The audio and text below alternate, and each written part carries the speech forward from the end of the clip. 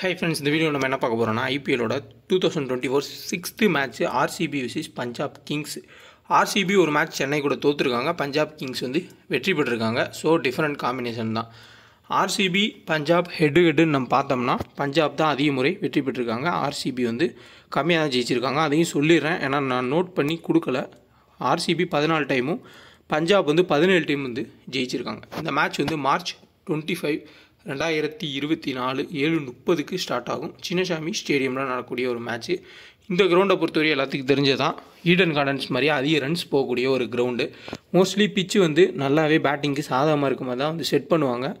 Bowlers டெத்தில் போடுறவங்க wicket எடுக்க வாய்ப்புகள் இருக்கும். இனிஷியல் ஸ்விங்கில் விக்கெட் எடுக்க முடியுமா அப்படின்னா, பேட்டர்ஸ் நின்றுட்டாங்கன்னா ஈஸியாக அதிக ரன்ஸ் போகிறதுக்கு தான் வாய்ப்புகள் ரொம்ப அதிகமாக இருக்கும்.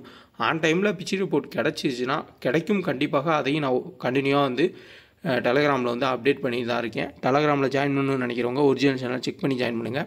அதே மாதிரி நம்ம பிளேயர்ஸை சொல்லிவிட்டு அதுக்கப்புறமா stats, venue stats plus head ஸ்டாட்ஸையும் சொல்கிறோம். ஸோ நம்ம பிளேயர்ஸ் நம்ம சொல்கிறதையும் நோட் பண்ணிக்கோங்க, அடுத்து ஹெட் வென்யூவும் நோட் பண்ணிக்கோங்க. ரெண்டையும் காம்பினேஷன் பண்ணி நீங்கள் ஜிஎல் போடுறப்ப தான் வந்து க்ளோஸாக போக முடியும். ஸ்மால் லீக்கை பொறுத்தவரையும் நம்ம டெலகிராமில் நான் முன்னாடியே சொன்னது தான், WPLல ஒரு சில மேட்சஸ் வந்து ஜெயிச்சிச்சு, அதுக்கப்புறம் வந்து லாஸ்ட்டில் போச்சு.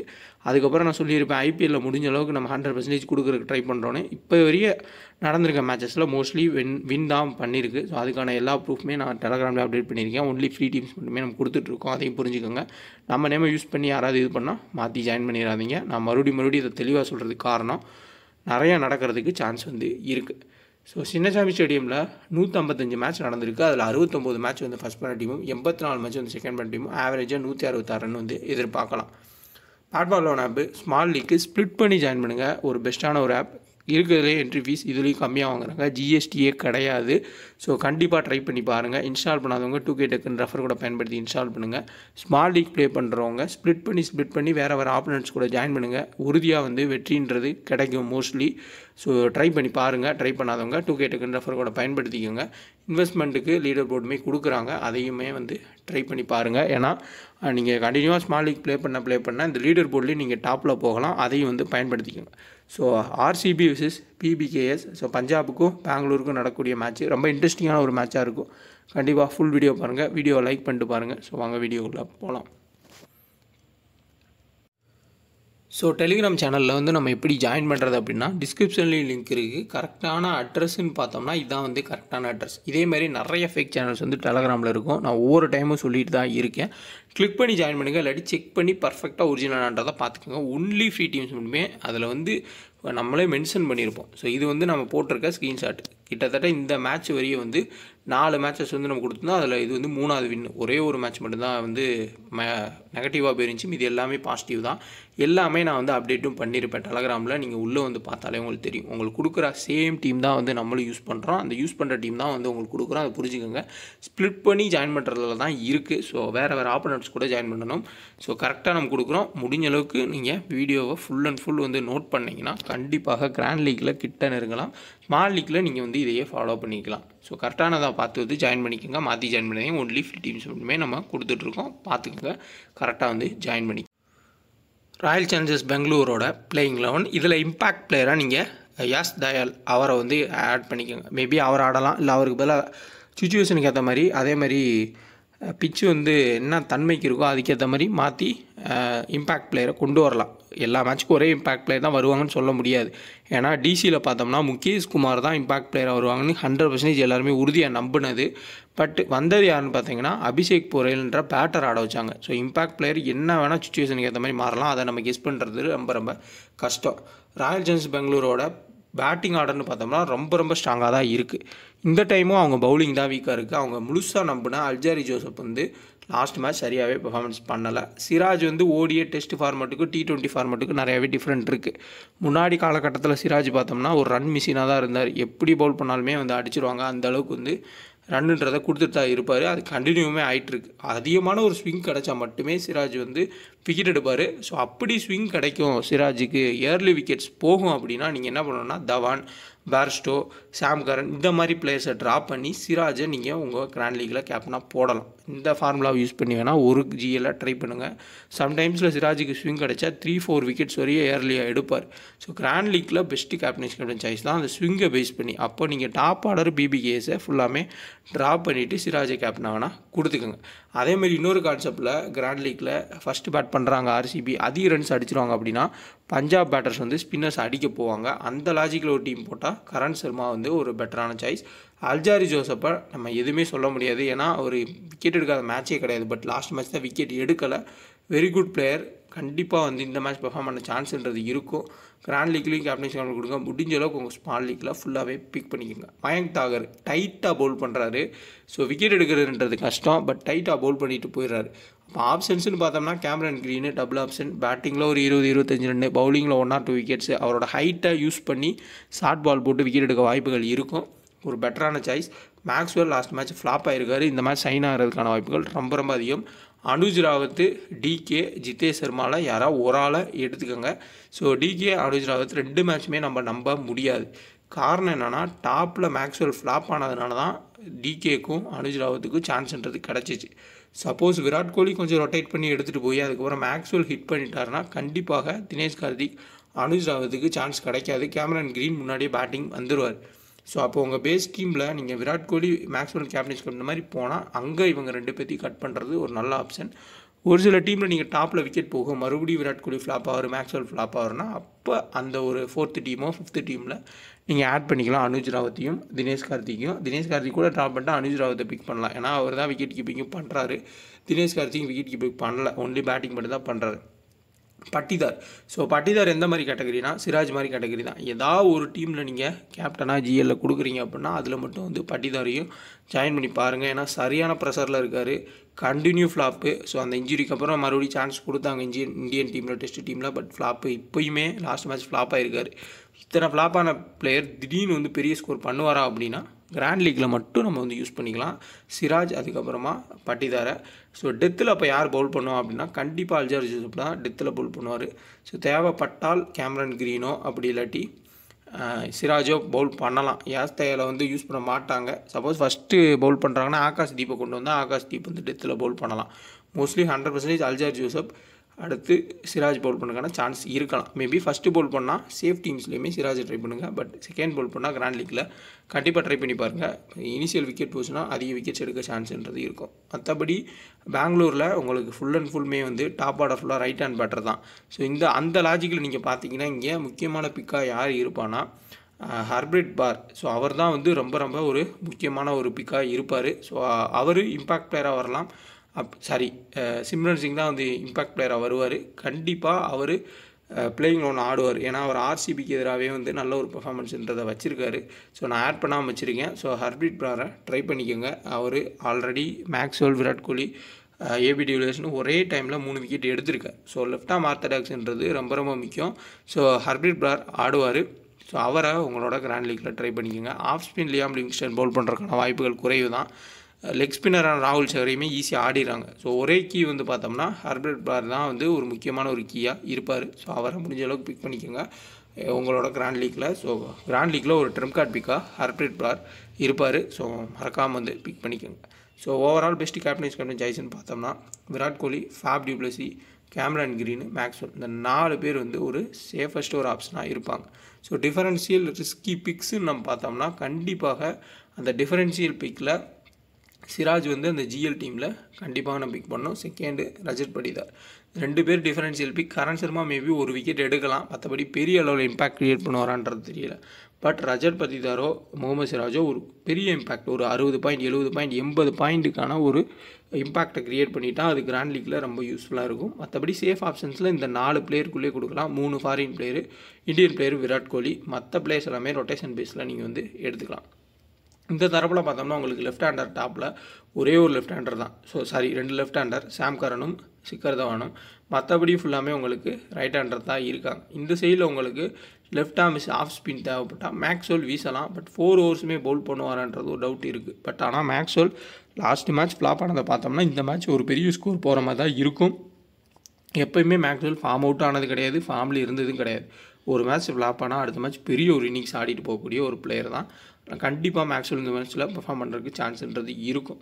ஸோ இங்கே சிக்கர் தவான் லாஸ்ட் மேட்ச் நல்லா ஸ்டார்ட் பண்ணார், பட் ஃப்ளாப்பு. அதேமாதிரி ஜானி பர்ஸ்டோ நல்லா ஸ்டார்ட் பண்ணார், ரன் அவுட் ஆனார். கண்டிப்பாக அந்த 2 4 அடித்ததுலேயே தெரிஞ்சிச்சு ஜானி பர்ஸ்டோ ஓரளவுக்கு டீசென்ட் ஃபார்மில் இருக்காருன்னு. ஒரு தரமான பேட்டிங் விக்கெட்டாக இருந்தால் கிளிக்காகுது, ஸ்விங் இல்லை அப்படின்னா நல்ல ஸ்கோர் போகிறதுக்கு வாய்ப்பு இருக்கும். ஜானி பர்ஸ்டோவும் கிராண்ட் லீக்கு ஒரு பெட்டர் கேப்டன் சாய்ஸ். இந்த தரப்பில் சேஃப் டீம்ஸில் சேஃபாக உங்களுக்கு கேப்டன் சாய்ஸ்னால் கண்டிப்பாக சாம் கரன் ஒரு ஆப்ஷன், ரபாடா ஒரு ஆப்ஷன். இதில் முக்கியமான கீ ரபாடா, ஜானி பர்ஸ்டோ தான். ஆர்சிபிக்கு எதிராக ஹையஸ்ட் ரெக்கார்டு வச்சிருக்கக்கூடிய பிளேயர் இந்த டீமில். ஹர்ஷல் பட்டேலை பொறுத்தவரையும் உங்களுக்கு டெத்தில் போட்டு விக்கெட் எடுக்கான வாய்ப்புகள்ன்றது இருக்கும். பட் ஆர்சிபியில் ஆடின ஒரு பிளேயர் எப்படி விக்கெட் எடுப்பான்னு தெரில. லாஸ்ட் மேட்ச் விக்கெட் எடுத்தார், பட் லாஸ்ட் ஓவரில் ஈஸியாக அடிச்சிட்டாங்க. ஸோ ஆர்சிபி பிளேயர்ஸ் நின்றுட்டாங்க, பேட்டிங்கில் ஹிட் பண்ணுவாங்க அப்படின்னா ஹர்ஷல் பட்டேலை கண்டிப்பாக அடிச்சிருவாங்க. ஸோ அப்போ அஸ்தீப் சிங்கு, ரபாடா ரொம்ப ரொம்ப முக்கியம். சாம் கரன் பக்காவான ஒரு பேட்டிங் ஃபார்மில் இருக்கார், தேவைப்பட்டால் பவுலிங் போட்டு விக்கெட் எடுக்கவும் வாய்ப்பு இருக்கும். ஃபஸ்ட் ஓவர் நல்லா போகுது ஒரு விக்கெட்னா 4 ஓவருமே சாம் கரன் வீசுறதுக்கான சான்ஸ் இருக்கும். ஸோ பெட்டரான ஒரு கேப்டன் சாய்ஸ் சாம் கரன். நெக்ஸ்ட்டு பார்த்தோம்னா ரபாடா ஓரளவுக்கு ஆப்போசிட்டில் பேஸ் பண்ணி பார்த்தோம்னா நல்ல ஆப்ஷன். அஸ்தீப் சிங் ஃபஸ்ட் போல் பண்ணால் நல்ல ஆப்ஷன். ரபாடா செகண்ட் போல் பண்ணால் ஒரு ட்ரம்ப் கார்டு பிக்காக இருப்பார். முடிஞ்ச அளவுக்கு செகண்ட் போல் பண்ணால் நிறைய டீம்ஸில் எடுக்க பாருங்கள் ரபாடாவை, விக்கெட் எடுக்கிறதுக்கான சான்ஸ் அதிகமாகவே இருக்கும். விக்கெட் கீப்பிங் ஆப்ஷனில் ராவட்டு, தினேஷ் கார்த்திக், ஜிதேஷ் சர்மா எல்லாமே லக்கு தான். அவங்களோட விக்கெட் கீப்பிங் பாயிண்ட்டு ப்ளஸ் பேட்டிங்கில் ஹிட் பண்ணுறத வச்சு தான் இருக்குது. மற்றபடி பெரிய ரன்ஸ் போவாங்கன்னு நம்ம சொல்ல முடியாது. ஏன்னா அந்த மாதிரி கேட்டகரியில் கிடையாது இவங்க. ஓரளவுக்கு வராங்க, ஹிட் பண்ணி கொடுத்துட்டு போகிறாங்க. சிம்ரன் சிங்கு ஸோ கிளிக்காகிறதுன்றது கொஞ்சம் டவுட்டு தான் ஆர்சிபிக்கு எதிராக.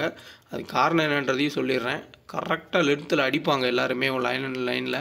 ஸோ அதில் ஹிட் பண்ணி ஆடுறன்றது ரொம்ப ரொம்ப கஷ்டம்தான். மேபி தவான் ரொட்டேட் பண்ணி எடுத்துகிட்டு போகலாம். தவானை கூட ஒரு சில டீம்ஸில் ட்ரை பண்ணிக்கோங்க. இவங்க தரப்பில் ஹை ரிஸ்க்காக ட்ரிம் கார்டு பிக்குன்னு பார்த்தா ஹர்ப்ரீத் ஆடுவார். ஸோ லெஃப்டாக ஆர்த்தடாக்ஸ் அவர் ஒரு முக்கியமான ஒரு பிக்கு. ரபாடாவை நிறைய பேர் குறைச்சி எடுக்கிறதுக்கான சான்ஸ் இருக்கும். இவருமே ஒரு ட்ரிம் கார்டு பிக்காக இருப்பார். ஜானி பர்ஸ்டோவையும் ட்ராப் பண்ணுவாங்க, இவருமே ஒரு ட்ரிம் கார்டு பிக்காக தான் இருப்பார்.